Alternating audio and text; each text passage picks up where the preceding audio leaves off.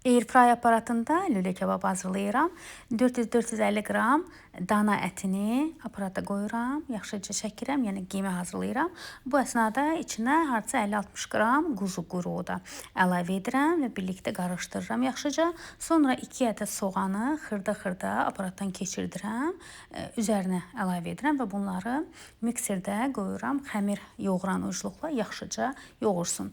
Duz, qara istiot da əlavə edirəm və aparatda əvvəlcə yaxşıca yoğururam.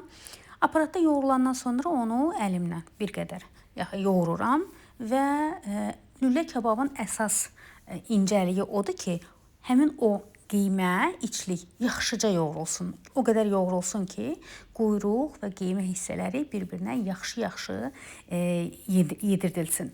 Və bu cür gördüyünüz kimi qabın dibinə çırparaq da hazırlayırıq və məsləhətdir ki, bu qarışım hardasa 1 sutka, yəni 24 saat ən az dincəlsin. Mən tez olsun deyə buzluğa qoydum, 1-2 saat sonra çıxartdım. Yarısını indi elədim, yarısını sabahsı gün uşaqlar istəyirdi, sabahsı gün hazırladım və doğrudan sabahsı günə qalan lülə kebab içliyi daha yaxşı özünü tutdu. Yenə də sizə göstərmək üçün bu cür hazırlayıram. Airfryer aparatında 200 dərəcədə 15 dəqiqə hazır olur. Və əlimlə forma verərək əvvəlcə suya əlimi deməli batırıram, sonra forma verirəm.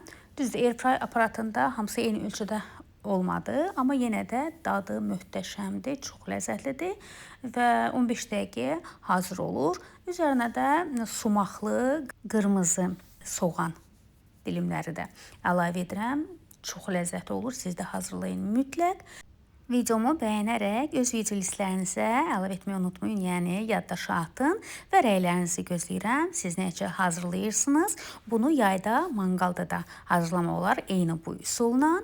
Belə bu cür videolarımın davamı üçün mütləq səhifəmi izləyin, kanalıma abunə olun və zəng işarəsini aktivləşdirin ki, mən video paylaşdığım zaman sizə bildiriş gəlsin. Hələlik görüşərik.